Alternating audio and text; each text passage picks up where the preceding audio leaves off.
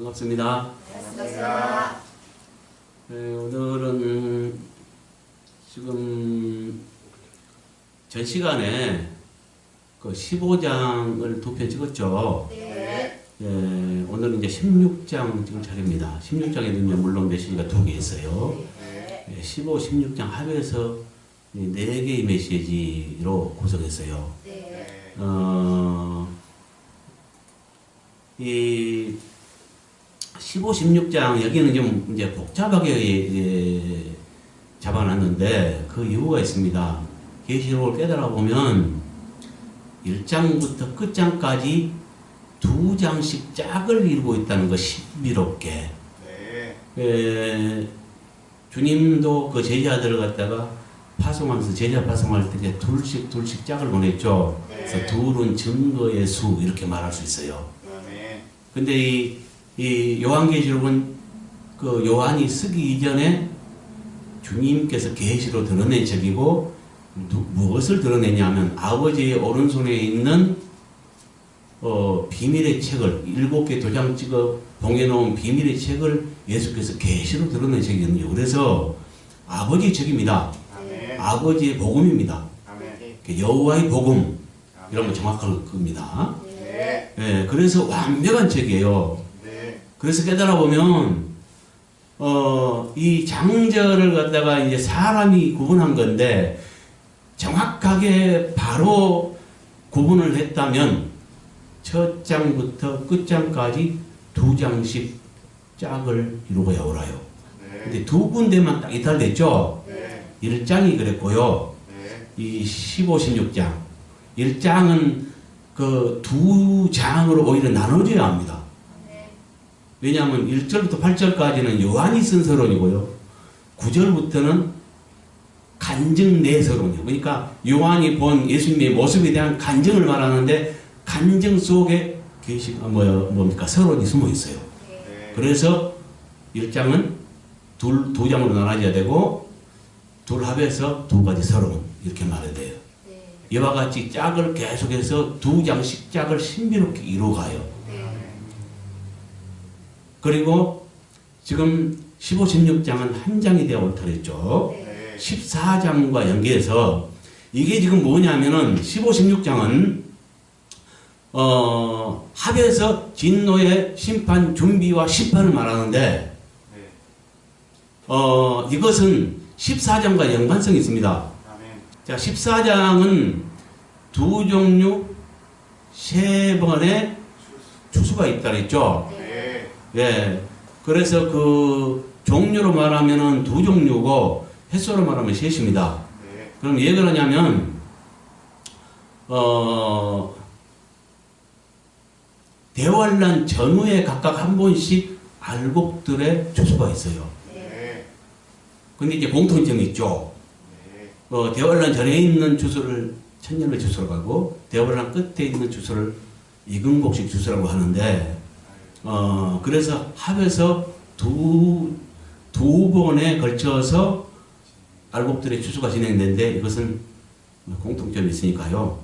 네. 종류로 말하면 세 번을 하지만은 종류로 말하면 2종류다 이렇게 말할 수 있어요. 그 뒤에 뭔 추수가 따라요? 알곡 추수 다음에 쭉정이들의 추수가 있잖아요. 네. 그걸 갖다가 계시록 14장 17절부터 20절까지 겁니다. 네. 거기에 보면은 진노의 포도송이 추수 이걸 말해요. 아멘. 근데 이걸 깨달아 보면 뭐냐면은 진노의 포도송이 추수가 뭐냐? 2번에 걸쳐서 알곡들을 하늘로 예사시키고 땅에 남은 자들에게 추수 짜는 것. 남은 이렇게 쭉정이들에게 있을 창세 이후로 없었던 제일 큰 지진을 통해서 마치 포도송이를 갖다가 집틀에 넣고 주스 짜듯이 확 밟아버리는, 그래서 유혈이 낭자한 이것을 갖다가 상징으로 말하고 있는 거예요. 아멘. 그래서 14장에 말하는 진노의 포도송이 주스를 15장, 16장에서 다시 말해주는데 이 진노의 포도송이 주스는 7대접으로 구성되어 있습니다. 아멘. 그래서 이것을 상세하게 설명해 주는 것이 15, 16장인데 15장은 준비를 말하고요. 네. 16장은 그 심판을 말한다는 거죠. 네. 뭔 말인지 알겠죠? 네. 그래서 여기에 16장은 마지막 지향인 진노의 7 대접 심판을 말하고요. 네. 근데 이것을 전반부와 후반부 7 대접은 항시 7은 둘로 나눠진다고 했습니다. 네. 크게 둘로 나누는데 어떤 원칙이 있어요. 7의 원칙. 네. 첫 넷은 공통점이 있습니다. 항상 그래요. 네. 그래서 첫 넷이 한 그룹을 이뤄요. 네. 그 첫째 그룹의 대접 심판.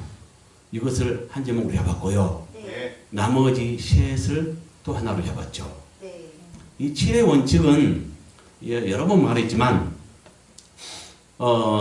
계시록 2장 3장에도 보면 7교회가 나와 있는데 2장에 4교회가 있고 3장에 3교회가 있습니다. 네. 2장에서 말한 것은 깨달아 보면 4교회를 통해서 근데 그 어떤 메시지를 증거하는데 깨달아 보면 단계적 타락을 말해요. 네. 묶음으로 2장 전체를 말한다면 단계적 타락이에요. 네. 근데 그것은 가톨릭 교회와 일치하더라는 거예요.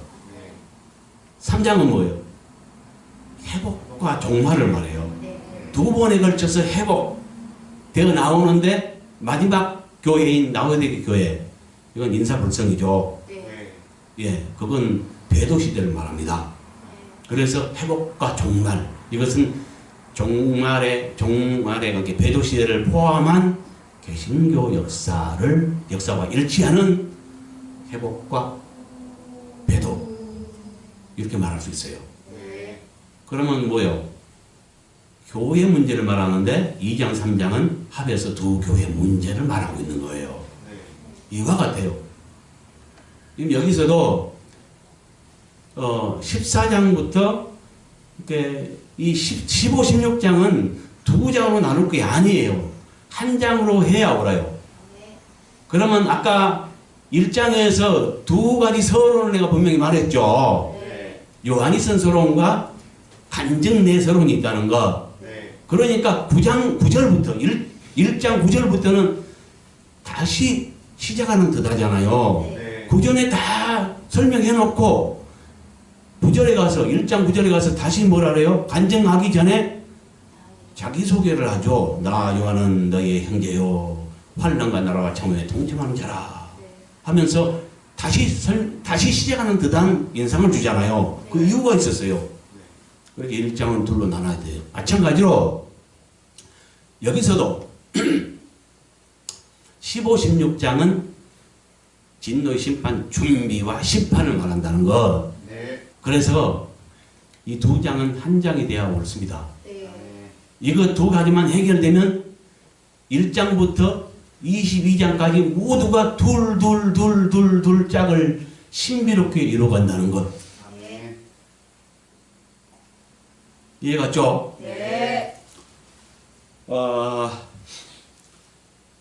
그래서 그 7이 원칙이 있는데 7은 항상 첫 4개가 한 그렇게 공통점이 있어서 한 그룹을 이룬다고 했죠. 네. 아까 2장 3장에서 7교회 문제를 우리가 통해서 깨달았고요. 네. 6장에 가보면 7인이 있죠. 네. 그 7인을 보면은 처음에 뭐요? 네 인은 네 마리 말로 상징되어 있어요. 네. 그러면서 종말의 때에 있을 이 세상에 진행될 4가지 비밀을 말해줘요. 네. 근데 4마리 말로 상징되어 있다니까요. 네. 5마리, 6마리 아니에요. 네. 그건 이유가 있죠. 넷은 그러니까 어떤 공통 분모가 형성되는 거예요. 네. 그래서 첫 4마리 말로 상징된 것은 종말 때 이 세상에 있을 4가지 비밀을 말한 것으로서 한 묶음을 이루어요. 네. 그러면 나머지 셋이 남았죠. 네. 그 셋은 나머지 한 그룹을 형성하겠죠. 근데 이 셋은 또 둘 하나로 나눠져요. 그러니까 2장, 3장, 그 3장 같은 경우는 셋이 한 묶음으로 그냥 구성되어 있는데 육장 같은 경우는 인이 나머지 셋이 띄어져 있죠. 네. 둘 하나로. 네. 그러니까 우리가 깨달아 보면 2장도, 그 이제 2장 3장의 그 7교회 문제도 3장에 보면은 세 교회를 말하고 있는데 사대교회와 빌라델베 교회는 단계적으로 회복되어 나오는 인상을 줘요. 네. 그걸 알 수 있어요. 네. 그랬다가 라오디게아 교회에서는 완전 인사불성이라니까요. 네. 모든 걸 잃어버리는, 주님까지도 잃어버리는 그 누르게 취한 이런 상태를 말해줘요. 그러니까 뭡니까? 3장은 세 교회를 말하고 있지만 둘 하나로 나눌 수 있잖아요. 네. 두 번의 회복, 마지막 타락, 배도. 네. 이해갔습니까? 네. 6장에서도 7인 중에 6인이 있는데 두 그룹으로 나눠집니다. 처음 네 인은 네 마리 말로 상징되어 있음으로써 첫째 그룹을 이루고 나머지 다섯째, 여섯째 인이 거기 기록되어 있는데 그것은 순교자와 관련되어 있다는 것을 말했습니다. 다섯째 인은 순교자의 억울한 그 비흘림의 억울함을 갚아줄 때를 말하고 여섯째는 방법을 말한다는 거. 그 방법은 큰 진리로 갚아준다는 거. 네. 예. 마지막 인은 8장에 기록되어 있는데 8장에 마지막 인이 떼어지죠. 네. 근데 그 1, 2절 보면은 마지막 인 7개 인이 떼어지는데 그것은 7 나팔로 구성되어 있어요. 네. 좀 다소 복잡하죠. 네. 예. 예, 그렇게 구성되어 있고요. 7절부터 12절까지 보면 그 중에 7 나팔 중에 4 나팔이 거기서 부러져요. 네. 그렇죠? 네. 네. 그 다음에 9장에 가서 남은 셋 중에 2 나팔이 부러져요. 네. 근데 이 4 나팔도 공통점이 있죠. 네. 아까 인에서 4인이 처음 4인이 4마리 말로 형성됐듯이 네. 이 8장에 7 나팔 중에 4 나팔도 마찬가지로 어떤 그 공통성이 있는데 첫째, 둘째, 셋째, 넷째는 각각 어떤 순서로 진행되냐? 처음 4 나팔을 볼 때마다 땅, 바다, 강, 하늘 순으로 재앙이 쏟아지죠. 네. 네. 예, 그래서 3분의 1씩 파게 됩니다. 네. 그러니까 이것은 이제 공통점이 있죠. 그 다음에 이제 5, 여섯째는 그러니까 처음 4 나팔은 간접적인 재앙을 말해요. 그 땅, 바다, 강, 하늘 순으로 3분의 1씩 파괴돼서 간접적인 재앙을 주는 것 이걸 말하고 5, 여섯째 나팔은 직접적으로 사람에게 엄청난 인명피해를 줍니다. 네. 이것은 또 다르죠. 그런데 나머지 셋이 한 그룹을 형성하는 것이 아니라 5째, 6째가 한 그룹을 형성하고 있고 마지막 나팔은 11장 15절부터 19절에 기록됨으로써 또 따로 띄어져 있죠. 셋이 둘 하나로 나눠진다는 것 네. 이와 같아요. 네. 여기서도 마찬가지입니다. 네. 여기서도 그 7 대접은 깨달아 보면 7째 나팔을 자세하게 설명해 준 겁니다. 네. 11장 15절에 마지막 과를 말하는데 그 마지막 과는 마지막 재앙을 말합니다. 그 마지막 재앙을 여기서 7 대접으로 구성되어 있다는 것을 알려주고 있고요. 그 7 대접 중에 첫째 그룹은 똑같이 나팔과 똑같이 땅, 바다, 강, 하늘 여기 공중이라 했는데 마찬가지입니다. 네. 맞는가요? 네. 땅, 바다, 강, 그 하늘, 공중 네. 순으로 네. 붙는다니까요. 네. 그런 거에 이제 일치점을 가지고 있죠. 네. 그래서 여기서 처음 4 대접을 한 그룹으로 잡은 이유가 거기에 있습니다. 공통점이 있다는 거. 네. 이해갔습니까?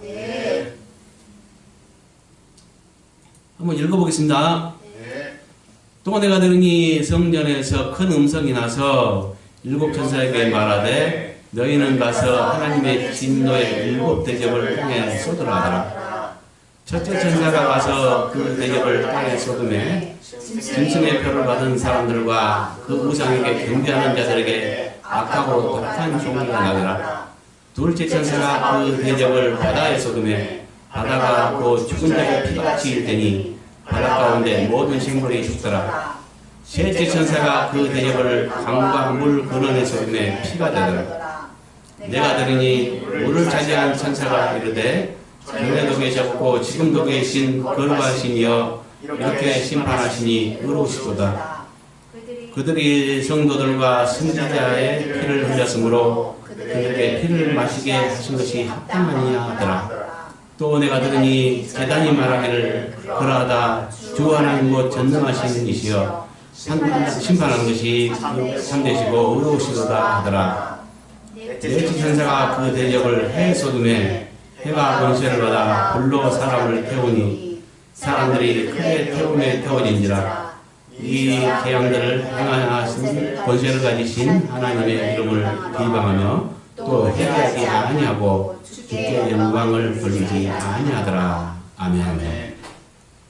이 말씀은 마지막 재앙인 진노의 일곱 대접 중 첫째 그룹의 네 대접 심판에 대해서 말하고 있습니다.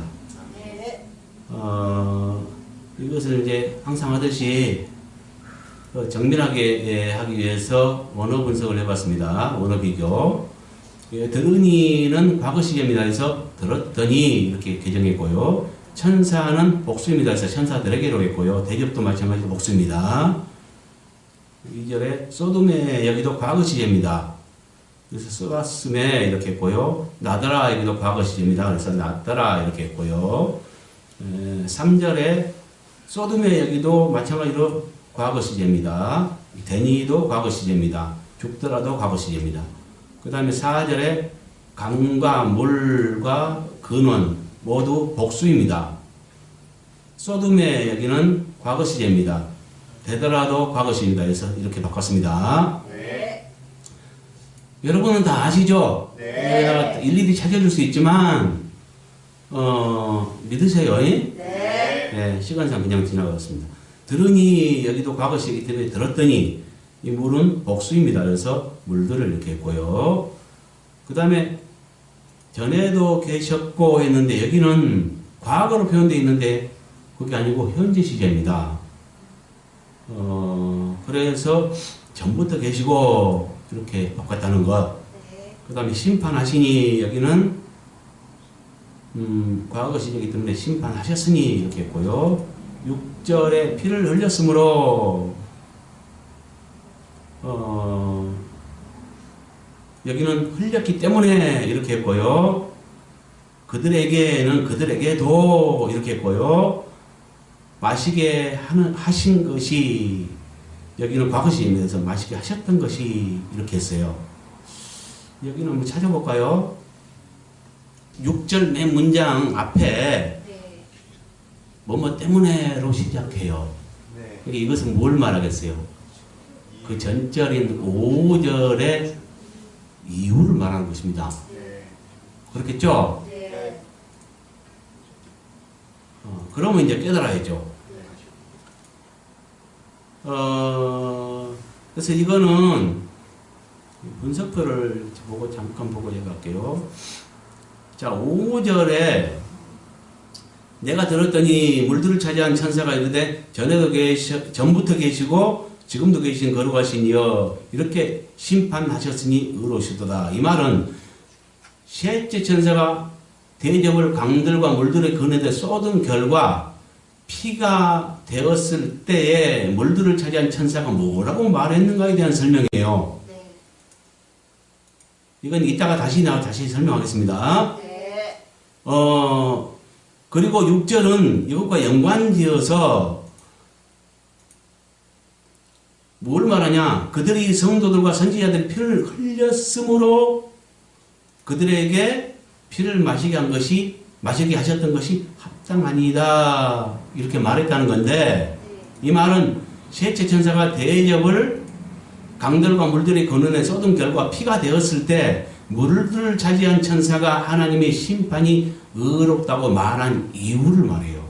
깨달아보면. 네. 그래서 문장 시작이 호티를 썼잖아요. 아까 때문에 뭐뭐 때문에 이라고 시작한다는 거. 네. 그래서 우리 깨달아보면 흘렸으므로 이제 이건 뭐 틀렸다고 말할 수는 없어요.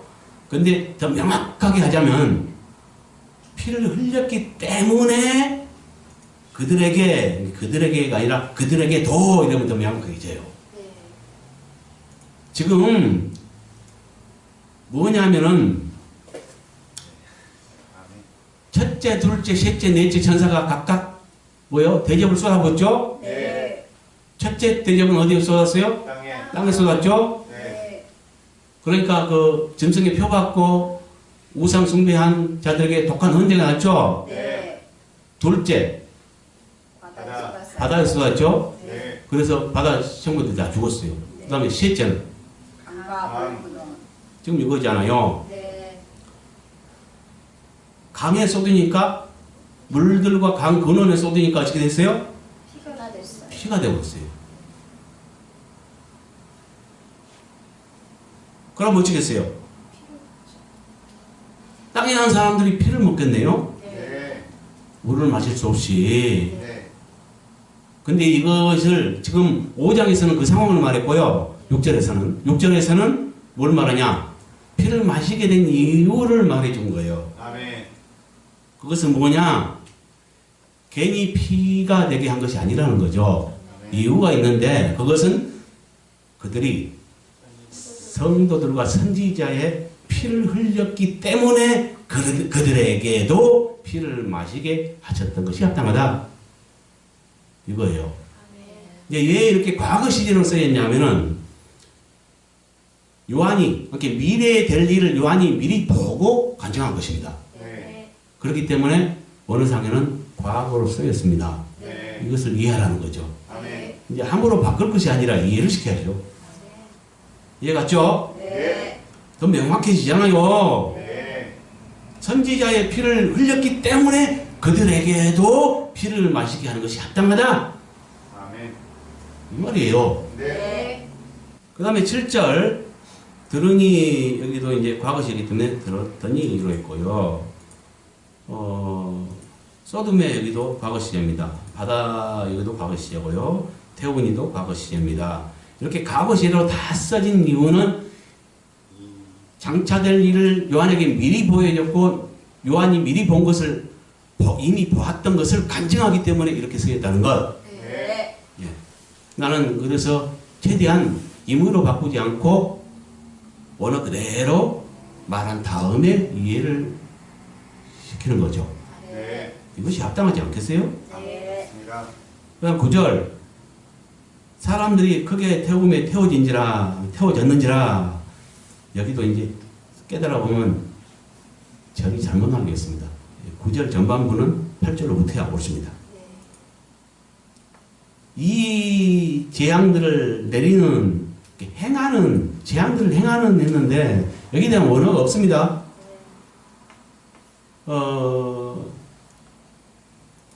그리고 깨달아 보면 재앙들을 행하는 이라기보다 이게 좀 부자연스럽죠. 내리는 이것이 옳겠죠. 네. 그래서 이렇게 했다는 것. 비방하며 여기도 이제 과거 시제고요. 아니하고 회개하지 아니하고 여기도 과거 시제고요. 영광을 돌리지 아니하였더라. 여기도 이제 과거 시제예요. 그래서 이렇게 했다는 것. 정리 분석합니다.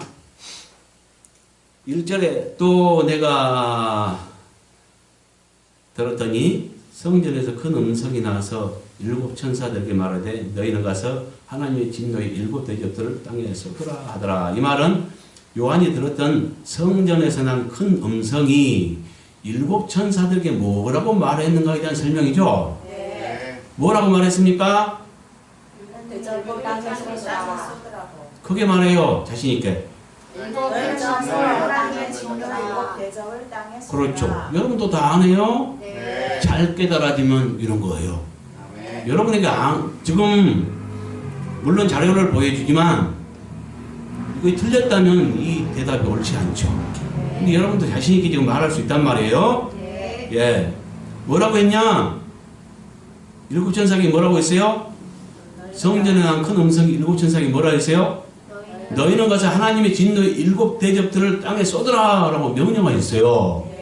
그럼 하늘에 나는 음성, 성전에 나는 음성, 이건 누구의 음성일까요? 보호자에서 난 하나님의 음성이라고 봐야 할 것입니다. 그렇겠죠?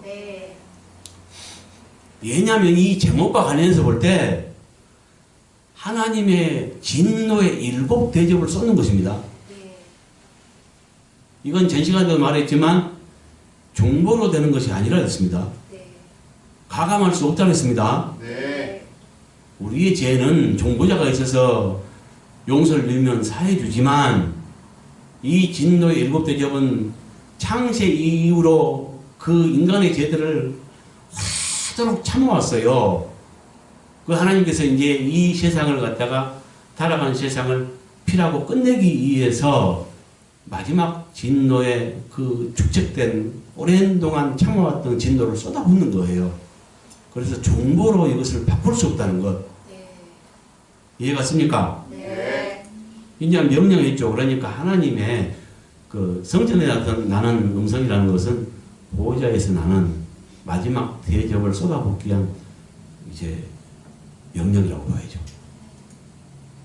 그 다음에 2절 첫째 천사가 가서 그 대접을 땅에 쏟았음에 짐승의 표를 받은 사람들과 그 우상에 경배하는 자들에게 악하고 독한 종기가 났더라. 이것은 성전에 나는 큰 음성을 들은 일곱 천사들 중 첫째 천사가 대접을 땅에 쏟았을 때 누구에게 어떤 일이 일어났는가에 대한 설명입니다.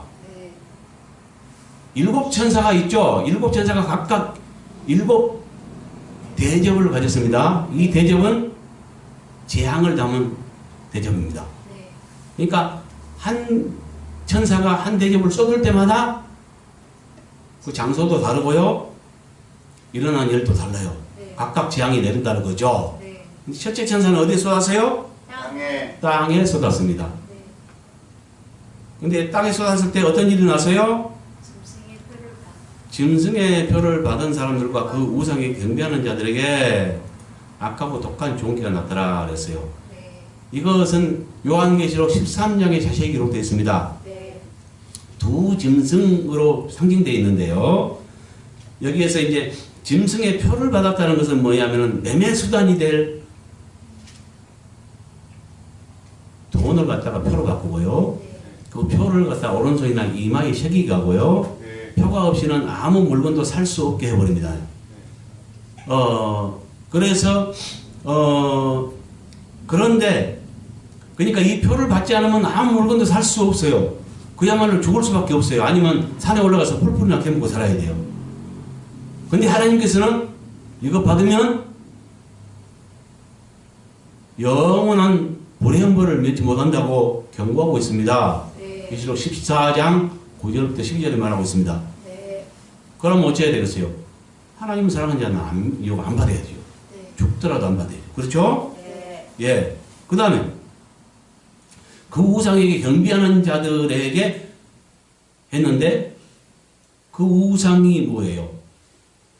이건 마찬가지로 13장에 말하는 바다에서 나온 짐승으로 상징되어 있는 자가 있는데 그 자가 42달 동안 세계 여러 나라를 다스리면서 자기가 하나님처럼 경배를 받아요.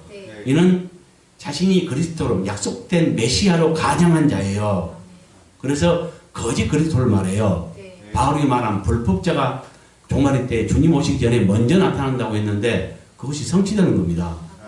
예, 이는 정치인 중에 한 사람이고요. 그래서 세계 여러 나라를 42달 동안 다스리면서 자기가 하나님처럼 경배를 받아요. 이 자에게 경배하는 자와 매매수단이 될 짐승의 표, 그러니까 컴퓨터 돈입니다. 그 컴퓨터 돈을 받는 자, 이 두 가지를 받는 자. 그러니까 두 가지 시험입니다. 하나님만 경배해야 되는데 우상을 숭배하니까, 자, 우상 숭배하냐 안 하냐? 그 다음에 하나님을 섬기면서 주를 위해 살아야 되는데 돈을 쫓아요, 사람들이. 그러니까 그 시험을 합니다. 너가 돈 없이 살아갈 수 있냐? 하나님 말씀을 더 귀히 여기냐? 돈을 더 귀히 여기냐? 컴퓨터 돈.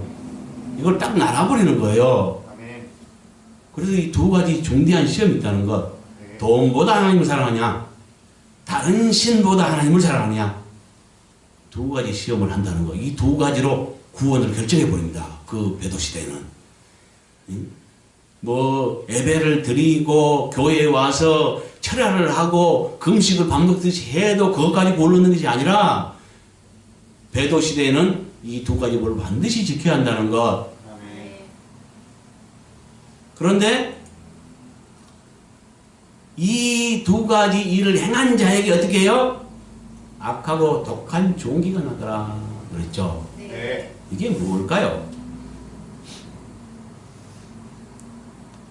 오른손이나 이마에 그 표를 이렇게 칩의 형태로 만들어서 네. 그걸 새기게 됩니다. 네. 그러니까 그렇죠. 새긴 것에 대한 부작용이라고 말이죠. 아멘. 지금 현재도 그 미국서도 그렇고 우리나라는 애완견 관리하면서 그걸 새기고 있는데요. 미국 같은 데는 뭡니까? 의료보건법 이것이 통과되었고 지금은 강제성은 없습니다만 지금 받고 있는 사람들이 많이 있다고 합니다. 근데 이제 이런 부작용이 많이 있다고 해요. 지금도. 근데 이제 이때는 첫째 천사가 대접을 땅에 쏟아 부을 때 예, 짐승의 표를 받고 우상이 경배하는 자들에게 악하고 독한 종기가 나타나는 거예요. 뭘 말하는지 알겠죠? 네. 예, 부작용일 것입니다. 네. 그 다음에 둘째 천사가 그 대접을 바다에 쏟았으면 바다가 곧 죽은 자의 피같이 되었으니 바다 가운데 모든 생물이 죽더라.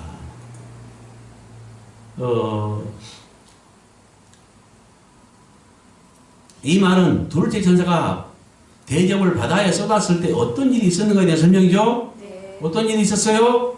바다 가운데 모든 동물이 죽었습니다. 바다 가운데 모든 생물이 죽었다는 거죠. 지금 이거는 어떤 뭐냐면은 나팔과 일곱 나팔과도 연관성이 있죠. 처음 네 나팔은 땅, 바다, 강, 하늘 순으로 그 나팔을 부를 때마다 지배를 받았잖아요. 네. 첫째 나팔을 부를 때 땅 3분의 1이 이게 피 섞인 우박 같은 것이 쏟아지더니 땅 3분의 1이 파괴됐어요. 그건 뭘 말하냐면 그 피 섞인 우박이라는 게 요한이 지금 현대 문명을 전혀 모르는 요한이 이렇게 부시맨 같은 그런 수준의 요한이 그 2000년쯤 후에 있을 어떤 전쟁 상황을 보여주면서 물론 이건 비유된 것입니다. 그 모습을 보여줬는데 하늘에서 피 섞인 우박이라고 표현했어요. 본대로 자기 상식으로 기록한 겁니다. 피 섞인 우박이 쏟아지며 뭐 땅과 풀들 3분의 1이 사였다, 타버렸다 이렇게 말하고 있거든요. 그건 뭐냐면 아마도 날아가는 비행기에서 폭발물을 쏟아부었고 그것으로 인해서 땅 환경이 파괴된 것을 말하거든요. 근데 여기도 대접도 마찬가지로 첫째 대접은 땅에 부었습니다. 일치하죠? 네. 예. 둘째 대접은요? 바다에. 아까 그 8장에서도 말하듯이 8장에서는 뭘 말하냐? 둘째 대접은 바다에 쏟아붓습니다. 네. 근데 그걸 뭐라고 묘사하고 있냐면 요한이 본 것을 그대로 말하는데 불붙는 큰 산 같은 것이 바다로 던져졌다고 해요. 아까는 뭐예요? 피 섞인 우박이 쏟아졌다고 했죠. 네. 지금은 던져진 거예요. 그러니까 노켓포 같은 거 더 큰 물체가 노켓포 같은 것이 날아간 걸 말해요. 아멘. 그래서 바다 환경 3분의 1이 이제 파괴된 걸 말하는데 여기도 바다네요? 네. 그렇죠? 네. 그래서 바다가 죽은 자의 피같이 되어서 모든 생물이 죽었다는 거죠. 이거는 진노의 심판이니까 네. 이 뭐냐면 일곱 나팔과 일곱 대접은 그러니까 어떤 공통점이 있죠. 일치된 면이 있잖아요. 네. 예. 이것은 아주 중요합니다. 이걸 깨닫는 것은. 왜냐하면 좀 이따 나오겠지만 세 번째 물들과 강이 무엇을 의미하는가 아멘. 이걸 푸는 열쇠가 됩니다. 여기서. 네. 네, 좀 이따 설명할게요. 이거는. 네. 그 다음에 이제 셋째 천사가 그 대접을 강들과 물들이 근원들의 쏟았음에 피가 되었더라. 이 근원에 여기도 복수인데요. 이건 당연히 강도 복수니까 강들과 해야 되고요. 물도 복수니까 물들도 해야 되는데 이 근원은 명사니까 그냥 근원에 해도 될 법한데 왜 나는 일부러 그대로 표현해 줬습니다. 근원이면 한 군데일 것 같기도 한데 복수로 썼단 말이죠. 네. 또 무자연스럽고 안 맞는 것 같은데 그 이유가 있습니다. 현실적으로 우리가 깨달아 보면 이 세계는 여러 나라가 있고요. 네. 고대한 육체주 여러 또 나라가 있고요. 그 나라마다 물들과 강들의 근원이 다를 거 아니에요. 네. 그렇게 보면 이것도 명사지만 근원 되리라고 복수로 표현한 경우가 있습니다. 아멘. 맞죠? 네. 이거 깨달은 다음에 주님께서 뭐라고 말씀해 주셨어요? 옳은 거예요, 이게. 네. 이해가죠? 네. 이런 단어 하나까지도 성경이니까 아멘. 까다롭다고만 말하지 말고요. 주님 말씀을 그만큼 사랑한다는 증거입니다. 아멘. 그래서 이것은 뭘 말해요? 셋째 천사가 그 대접을 강들과 물들의 근원들의 쏟았음에 피가 되었더라. 이 말은 셋째 천사가 대접을 강들과 물들의 근원들에 쏟았을 때 어떤 일이 있었는가에 대한 설명이에요. 아멘. 어떤 일이 있었어요? 피가 되었더라. 피가 되었다는 거죠. 아까 나팔과의 연관성을 볼 때 나팔도 어디에 쏟았습니까? 아니 나팔을 불었을 때 그 재앙이 어디에 임했어요? 강. 강과 물들에 임했죠. 네. 예. 근데 그걸 나는 뭐라고 불었어요 그때? 이 제일 어려운 나팔에서 네 가지 나팔 중에서 제일 어려운 부분이었습니다. 상징되어 있어요. 그거는. 네. 그거는 뭐냐면은 교회 환경이라고 말했습니다. 아멘. 그러니까 생수의 근원 이렇게 이제 푼 거죠. 네. 예, 그래서 그 횃불같이 타는 큰 별 하나가 별 하나입니다. 별 하나가 물들과 강들에 쏟아졌어요.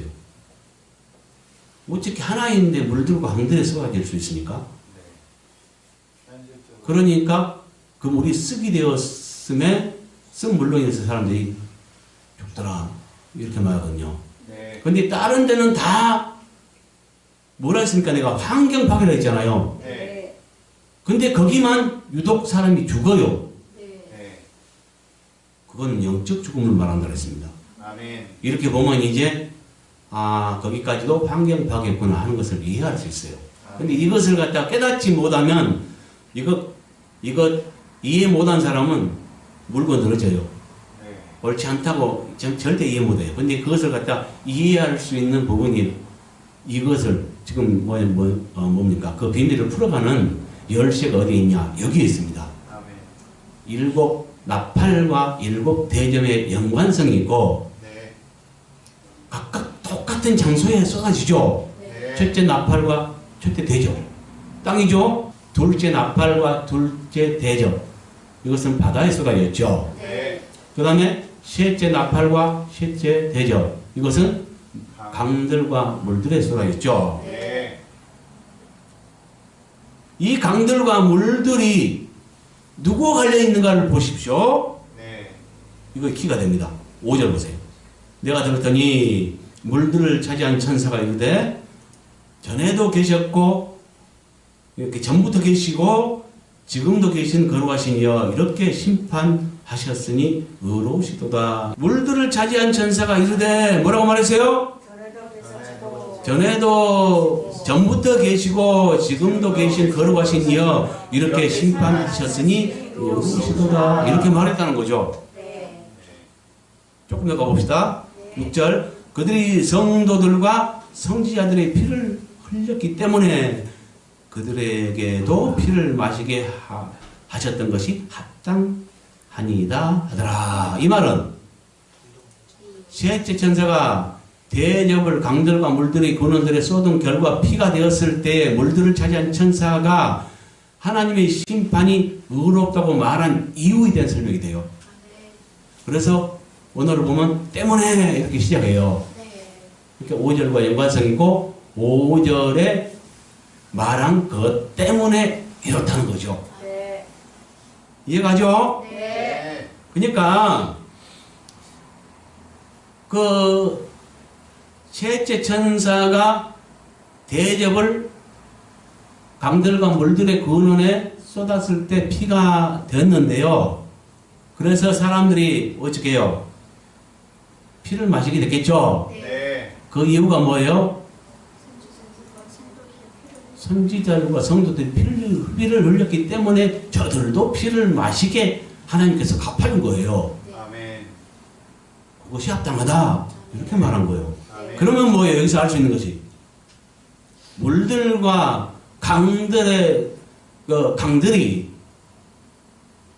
성도들과 관계에 있다는 걸 알 수 있잖아요. 아멘. 이 연관성을 깨달아야 합니다. 8장에서 셋째 나팔을 그래서 그 햇불같이 타는 큰 별이 하늘에서 떨어졌는데 물들과 강들에 떨어졌는데 그로 인해서 쓴물이 되매 쓴쑥이 되매 그로 인해 사람들이 죽더라. 이것이 교회 환경이라고 했는데 그 이유가 거기서는 뭐라고 했습니까? 결정적으로 어디서 말하는 이유. 그 별을 갖다가 계시록 1장 19절입니까? 19절 20절에 보면 그 별은 이렇게 별은 뭐라 했어요? 주님의 오른손에 붙들린 종들. 그렇죠. 그걸 풀어보면 별들은 뭐냐면 7별은 7교회의 사자입니다. 아멘. 다른 말로 목사입니다. 네. 그러면 목자들의 이렇게 별은 목자를 상징한다는 거 거기서 밝혀졌네요. 네. 그리고 이제 2장으로 이어지는데 2장에 7교회의 7 목자들이 등장하고요. 네. 그들에게 칭찬과 책망을 하지요. 네. 이렇게 별은 뭐냐면은 밤하늘에 반짝이는 빛나는 광채로서 어두운 시대에 참 빛을 비추는 목자를 상징하는 것입니다. 아멘. 근데 하늘에서 햇불같이 타는 큰 별은 뭐냐면 교회에 큰 영향력을 행사할 수 있는 어떤 자의 타락으로 인해서 그 생수의 근원들이 파괴되고 그로 인해 사람들이 영적으로 죽은 것을 말한다는 것. 아멘. 이제 깨달아지죠? 네. 거기에 하나의 증거가 있었고요. 별. 네. 그 다음에 이것이 좀 그래도 아리송했는데 물들과 강들이 성도들과 관계에 있구나 하는 것을 여기서 발견할 수 있습니다. 아멘. 이해가셨죠? 네.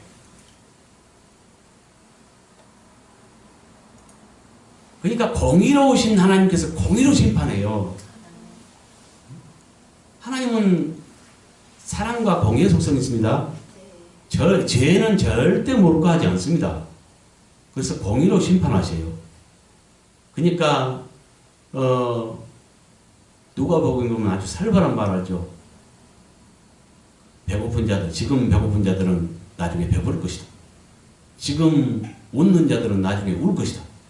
지금 우는 자들은 나중에 웃을 것이다. 정반대예요. 이생구와 내세가. 남에게 고통 주고 괴롭게 한 자들은 위로로 갚으시고, 그러니까 남에게 환난 주고 고통 준 자는 나중에 환난을 갚으시고, 지금 환난을 주님 이름 때문에 환난을 당한 자들은 나중에 위로로 갚으신다고 말하잖아요. 그것이 하나님의 공이라고 얘기합니다. 이해가셨습니까? 네. 그 다음에 7절. 또 내가 들었더니 제단이 말하기를 그러하다. 주 하나님 곧 전능하신 이시여 심판하신 것이 참되시고 의롭시다 하더라. 이 말은 물들을 차지한 천사가 하나님의 심판이 의롭다고 말한 후에 또 제단이 뭐라고 말했는가로서 하나님 심판의 참되심과 의로우심의 다양성에 관한 설명이다. 이렇게 정했어요. 무슨 말인지 알겠어요? 네. 똑같은 말을 위에서는 천사가 있고 밑에서는 제단이 확인사살입니다. 네. 하나님 심판이 참되고 어렵다 이 말을 똑같은 말을 위에서 천사가 했고요 밑에서는 제단이 말해요.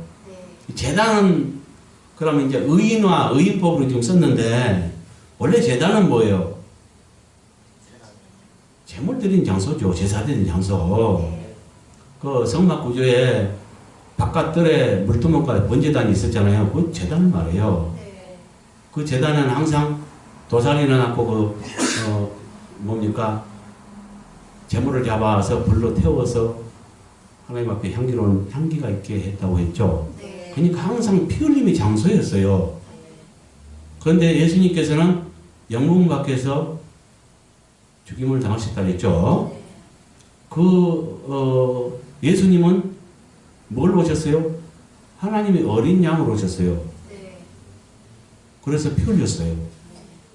그러니까 예수님은 실제적으로 우리가 깨달아 보면 하나님의 양인 거예요. 그 양으로서 죽임을 당한 거예요.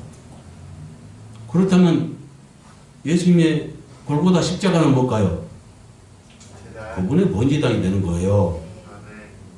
번제단은 항상 도살이 일어나는 장소고 피 흘림 있는 장소예요. 곧 우리의 번제단은 어디냐? 우리의 번제단은 됐습니다. 네. 여러분이 한강 가운데서 여러분이 십자가를 감당할 때, 그래서 여러분이 희생제물이 될 때, 곧 그곳이 여러분의 번제단입니다. 뭔 말인지 알겠어요? 네. 그 제단이, 그러니까 뭡니까? 아벨이 죽을 때 뭐요? 죽은 이후에 하나님께서 가인에게 추궁하죠. 응? 너가 무슨 짓을 하였냐? 땅에서부터 너희 아우의 그 핏소리가 바람도다 이렇게 말하죠. 네. 아벨의 제단은 그것입니다. 아멘. 그와 마찬가지로 여러분이 희생한 장소가 바로 제단이라는 것. 아멘. 그러니까 제단은 뭐예요? 성도들과 선지자들이 예수님 이름 때문에 고난받고 고통받고 십자가를 감당하는 장소입니다. 아멘. 이 제단은 참으로 모든 증거를 가지고 있는 그런 존재겠네요. 네. 그가 한마디 합니다. 박인사사들입니다. 하나님 심판은 의롭다고 참되다고. 아멘. 예, 의인화 됐지만 그럴 듯하죠. 네. 알겠어요? 뭔 말인지? 네. 넷째 천사가 그 대접을 해에 쏟음에 해가 권세를 받았고 불로 사람들을 태웠더니 사람들이 크게 태움에 태워진지라. 이거 좀 부자연스러운데 좀 그대로 놓습니다. 그렇게 태움에 태워졌는지라. 자, 이 9절 상반절은 8절로 구태가 옳겠죠? 네. 여기까지는 뭘 말하냐? 넷째 천사가 대접을 해 쏟았을 때 어떤 일이 있었는가에 대한 설명입니다. 어떤 일이 있었어요? 해가 권세를 받았고 불로 사람들을 태웠더니 사람들이 크게 그 태움에 태워졌더라 그런 거죠. 이해갔죠? 네. 이 넷째는 어디에 쏟았어요? 해. 맞네요. 네. 그러니까 아까 또 나팔과의 관계에 있어서 땅, 바다, 강, 하늘 네. 일치되죠? 네. 여기 이제 해에 썼다고 구체적으로 말하지만 그 하늘에 있는 큰 광명을 말하죠. 네. 그 다음에 9절 하반부부터 이 재앙들을 내리는 권세를 가지신 하나님의 이름을 비방하였으며 또 회개하지 아니하였고 주께 영광을 돌리지 아니하였더라. 이 말은 넷째 천사가 대접을 해에 쏟음으로 해가 권세를 받아 사람들을 태운 결과로 인한 사람들의 반응이 어땠는가에 대해서는 이거 좀 부자연스럽죠. 이걸 빼버립시다. 넷째 천사가 대접을 해에 쏟음으로 해가 권세를 받아 태운 결과로 인한 사람들의 반응이 어땠는가에 대한 설명 어땠어요?